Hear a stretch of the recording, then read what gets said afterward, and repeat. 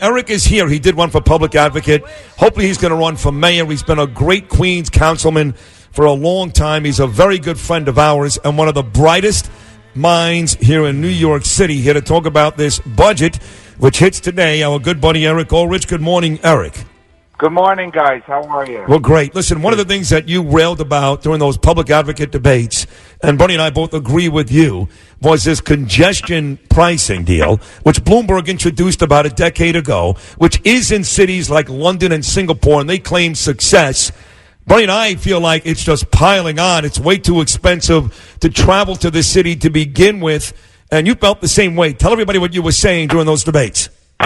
The congestion pricing plan that Albany just passed is nothing more than a commuter tax on the outer boroughs. People in Brooklyn, Queens, Staten Island, and the Bronx are going to be shouldering the burden for decades of incompetence and mismanagement in the MTA. Any small business owner or middle-class person who goes into the city now will be forced to pay thousands of dollars a year just to go about their business. It really is a disgrace. And truckers, of course, as you mentioned, small business, truckers, they're going to get hit the hardest. And they're only going to pass on the cost to the consumer. So the consumers in New York City are going to be paying more. You know, Eric Ulrich, this Nicole Maliotakis, she's a New York State Assemblywoman. She really put out a couple of great tweets. One of them, New York State budget winners, criminals, illegal immigrants, and U-Haul. And she talks about how this budget bill, which they incorporate policy into what should just be a budget bill, it protects illegal immigrants who commit crimes from deportation, protects drug felons from losing driver's license, ends cash bail without considering persons' threat to public safety, and free college for illegal immigrants. What's there to disagree with Nicole Maliotakis about? It really is disgusting. I think Nicole hit it right on the head. The way Albany goes about their business, zero transparency, no public accountability, no debate, or virtually no debate. They ram everything into the budget, and they vote on it literally in the middle of the night while most New Yorkers are sound asleep because guess what? We got to wake up early and go to work the next day.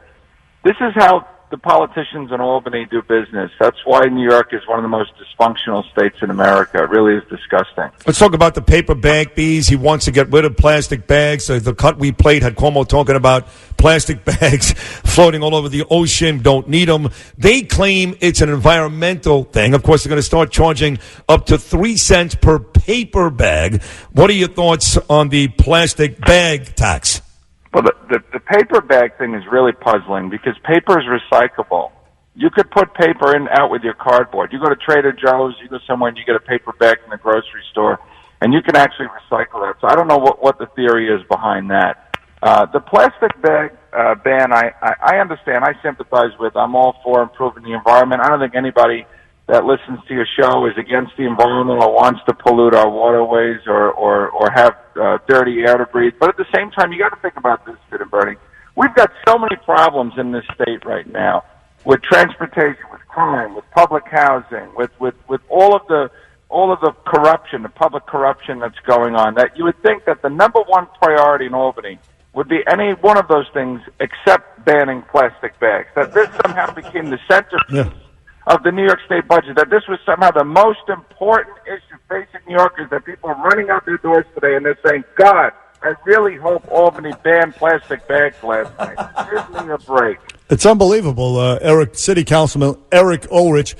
This no cash bail for misdemeanors. Now, you recall just a week or two ago, the New York Post had the Dirty Dozen, these subway perverts who commit, they rub up against women, they expose themselves, and all those things are misdemeanors. So this no cash bail for misdemeanors means that all these guys who get arrested on those charges will be released with no bail whatsoever. They're just going to be freed to repeat the same assault against women, essentially, and they don't care. They're not addressing that issue.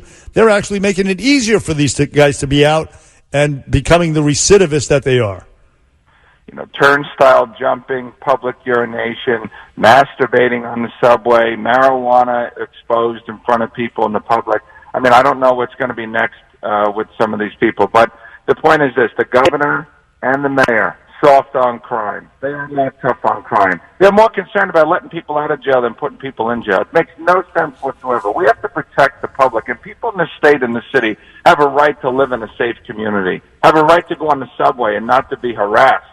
okay, in any way whatsoever. But the point is that the governor and the mayor, they're pandering to the left. They're both delusional. They both think they're going to be president. I don't know who's more, delusional, de Blasio or Cuomo, but they're both auditioning for vice president or president, and meanwhile, they've got a very important job to do here in New York. Although Cuomo did already start to talk about running for a fourth term for governor. He did do that this weekend, so he may be coming off the presidential thing in an effort to win the gubernatorial again. How about this one, Eric? New York taxpayers will be on the hook for $100 million a year to fund state political campaigns under a plan in this budget deal. What's that all about?